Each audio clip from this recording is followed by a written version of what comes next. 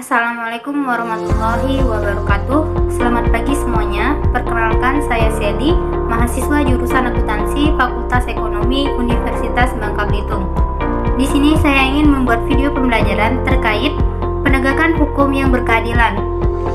Video ini dibuat untuk memenuhi tugas ujian akhir semester mata kuliah Pendidikan Kewarganegaraan dengan dosen pengampu Ibu Khadijah SIKOM M. Han. Yang pertama, apa itu penegakan hukum yang berkeadilan menurut para ahli? Kedua, bagaimana kondisi sekarang terkait penegakan hukum yang berkeadilan? Yang ketiga, apa saja yang dapat kita lakukan sebagai mahasiswa dalam mengimplementasikannya? Para ahli memberikan definisi beragam tentang hukum. Definisi diberikan sesuai dengan pemikiran dan pemahaman masing-masing terhadap hukum. Namun secara garis besar, hukum merupakan kaidah atau aturan yang mengikat dan mengatur masyarakat. Berikut pengertian hukum menurut para ahli. Menurut Hugo Grotius, menganggap hukum sebagai aspek perbuatan baik yang dapat mewujudkan keadilan. Menurut Hugo Grotius, hukum adalah peraturan tentang perbuatan moral yang menjamin nilai-nilai keadilan. Menurut Cornelis van Villenhoven, sebagai ahli hukum, beliau berpendapat bahwa hukum adalah suatu gejala dalam pergaulan hidup yang bergolak terus-menerus dalam keadaan saling berbenturan dengan gejala-gejala lainnya. Menurut Immanuel Kant, beliau berpendapat hukum adalah keseluruhan syarat yang dengan keberadaannya, keinginan dari bebas seseorang dapat menyesuaikan dengan kehendak bebas dari orang lain. Menurut Jivan Kant, menganggap hukum sebagai aturan yang mengatur perilaku manusia, karena hukum adalah keseluruhan ketentuan hidup yang bersifat memaksa dan bertujuan melindungi kepentingan orang-orang di dalam masyarakat. Kita beralih ke arti penegakan hukum. Penegakan hukum menurut pendapat Suwerjono Suekanto adalah kegiatan menyelesaikan hubungan nilai-nilai yang terjabarkan dalam kaidah-kaidah, pandangan-pandangan yang mantap dan mengejawantakannya dalam sikap, tindak sebagai serangkaian penjabaran nilai tahap akhir untuk menciptakan kedamaian pergaulan hidup. Lalu esensi penegakan hukum adalah keadilan. Keadilan itu sendiri mempunyai berbagai macam makna, tergantung dari perspektifnya. Di negara manapun sering timbul berbagai masalah terkait penegakan keadilan di ranah hukum. Konsep keadilan yang sudah mapan di suatu negara belum tentu baik apabila diterapkan untuk negara lain. Meskipun demikian, dimungkinkan adanya saling berpengaruh, mempengaruhi, atau bersifat integrasi antara pemikiran satu dengan yang lainnya mengenai makna keadilan, terutama yang mempunyai sifat universal. Sebelum membahas tentang ketidakadilan terlebih dahulu, kita harus tahu bagaimana sih keadaan hukum di Indonesia. Kita ketahui negara Indonesia saat ini sedang dilanda berbagai masalah hukum, ekonomi, sosial, politik, dan sebagainya. Bukan hanya ilmuwan, berbagai perguruan tinggi saja yang gelisah menghadapi multi problem ini.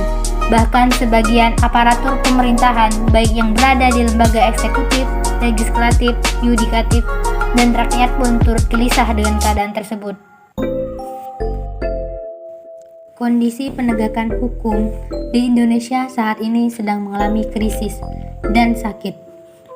Fenomena ini terjadi karena aparat penegakan hukum yang merupakan elemen penting dalam proses penegakan hukum seringkali terlibat dalam berbagai macam kasus pidana, terutama kasus korupsi. Implikasi nyata dari kondisi ini adalah hukum kehilangan ruhnya, yakni keadilan. Oleh karenanya, sudah menjadi rahasia umum bahwa saat ini hukum ibarat sebuah pisau yang sangat tajam jika digunakan ke bawah, namun sangat tumpul jika digunakan ke atas. Syafi'i Ma'arif menyatakan jika fenomena ini tidak segera diatasi dan disembuhkan, maka dalam jangka panjang akan mengakibatkan lumpuhnya penegakan hukum di Indonesia. Fenomena tersebut belum banyak direspon secara khusus oleh institusi pendidikan hukum di Indonesia. Menurut saya pribadi, keadilan hukum di Indonesia bisa diibaratkan bagaikan angin yang lewat. Bisa ditiup ke kiri ataupun ke kanan asalkan ada uang, dan tergantung kepada keteguhan hati seseorang. Padahal keadilan hukum yang kita harapkan adalah keadilan yang hukumnya harus ditegakkan oleh penegak hukum demi memberikan rasa keadilan bagi masyarakat. Sebab saat ini sering dijumpai penegak hukum lebih mengutamakan kepastian hukum daripada keadilan. Padahal sudah jelas-jelas salah masih saja dibela-bela, sehingga untuk menangkap seorang koruptor diperlukan 1001 akal gitu. Itu pun setelah tertangkap bukannya takut, malahan melambai-lambaikan tangan di layar kamera seolah-olah tidak terjadi sesuatu atau tidak ada penyesalan yang telah dilakukan sambil berpikir, tenang Ria, karena inilah Indonesia hukumnya. Bagaimana cara mewujudkan penegakan hukum secara berkeadilan di Indonesia? Yang pertama ada pendidikan karakter. Yang kedua ada peningkatan kualitas seleksi aparat penegak hukum. Yang ketiga ada praktik penegakan hukum yang tidak memihak. Yang keempat ada pemberian bantuan hukum. Yang kelima ada apresiasi bagi aparat penegakan hukum. Yang pertama ada pendidikan karakter. Salah satu kasus dan tantangan yang masih dihadapi oleh Indonesia saat ini adalah masih banyaknya praktik korupsi yang dilakukan oleh banyak pegawai pemerintah, bahkan aparat-aparat penegak hukum di lembaga peradilan, walaupun sudah ada undang-undang tentang korupsi. Untuk mengatasi hal ini, maka harus diberikan pendidikan moral sejak dini. Penanaman nilai-nilai pendidikan karakter sejak di bangku sekolah akan menimbulkan kesadaran dan kebiasaan untuk hidup jujur dan tidak berkompromi dengan tindakan yang berlawanan dengan kejujuran. Pendidikan yang sama tidak hanya berhenti di bangku sekolah, namun juga diberikan pada saat pembekalan bagi para calon aparat penegak hukum, misalnya calon hakim. Pendidikan yang diberikan akan menjadi dasar timbulnya pemahaman mengenai integritas dan moral yang kemudian dipraktikkan pada saat menjalankan tugas. Yang kedua ada peningkatan kualitas seleksi aparat penegak hukum. Sebagai warga negara, kita tentu ingin menegakkan hukum di Indonesia tercipta. Salah satu pihak yang berperan dalam hal tersebut adalah aparat penegak hukum. Secara ideal, pasti diharapkan orang-orang dengan integritas tinggilah yang masuk dan lolos dari proses seleksi aparat penegak hukum. Namun kenyataannya menunjukkan hal sebaliknya. Banyak aparat yang mau berkompromi dengan pelanggaran hukum. Selain dengan pendidikan karakter sedini mungkin, cara menegakkan hukum secara berkeadilan di Indonesia adalah dengan membuat proses rekrutmen yang semakin ketat. Sebaiknya para calon aparat harus melalui beberapa tahap yang diperketat dengan tujuan untuk menguji tidak hanya mengampu logistik tetapi juga karakter dan integritasnya. Standar yang diimplementasikan dalam proses seleksi calon aparat penegak hukum harus semakin tinggi dan diperketat supaya benar-benar hanya peserta yang terbaik yang akan menduduki posisi lembaga penegak hukum di Indonesia. Yang ketiga ada praktik penegakan hukum yang tidak memihak.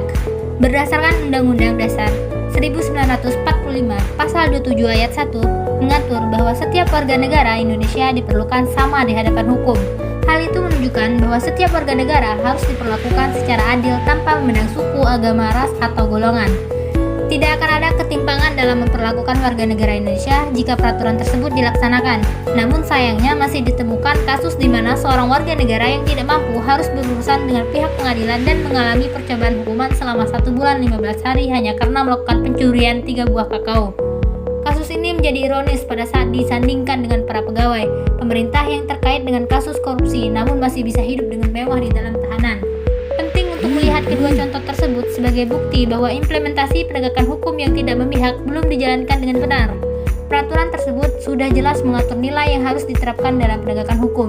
Jika ketidakberpihakan sudah diterapkan di Indonesia, maka ini akan menjadi salah satu yang efektif sebagai cara menegakkan hukum secara berkeadilan di Indonesia. Keempat ada pemberian bantuan hukum. Pada contoh yang sudah disebutkan sebelumnya mengenai warga negara tidak mampu yang mencuri 3 buah kakao, warga negara tersebut dengan kondisi keuangan yang tidak mencukupi menghadapi proses peradilan tanpa bantuan pengacara. Ketiadaan pengacara membuatnya harus menjalani proses percobaan hukuman. Jika memang ingin melangsungkan penegakan hukum secara adil, setiap warga negara, khususnya yang tidak mampu, seharusnya diberikan bantuan hukum. Mereka yang tidak mampu pastilah membutuhkan bantuan dalam melalui proses peradilan. Dengan adanya bantuan ini, barulah bisa dikatakan bahwa masyarakat dari golongan yang tidak mampu pun mempunyai akses ke penegakan hukum yang adil. Oleh sebab itu, pemberian bantuan merupakan hukum salah satu hal yang harus dipertimbangkan dengan serius sebagai cara menegakkan hukum secara berkeadilan di Indonesia. Yang terakhir ada apresiasi bagi aparat penegak hukum. Pemberian penghargaan adalah salah satu cara yang dapat dilakukan untuk meningkatkan motivasi kerja seseorang. Apresiasi bagi pekerjaan yang dilakukan oleh seseorang juga akan menunjukkan bahwa pekerjaan tersebut dihargai dan diakui kualitasnya. Pemberian apresiasi bagi aparat penegak hukum bisa menjadi bagian dari salah satu cara menegakkan hukum-hukum secara berkeadilan di Indonesia. Kriteria untuk pemberian apresiasi tentunya harus jelas. Misalnya, penghargaan diberikan kepada aparat hukum yang melakukan paling banyak terobosan dalam proses penegakan hukum. Dengan pemberian penghargaan, aparat penegak hukum akan berlomba-lomba untuk melakukan tugasnya dengan sebaik mungkin.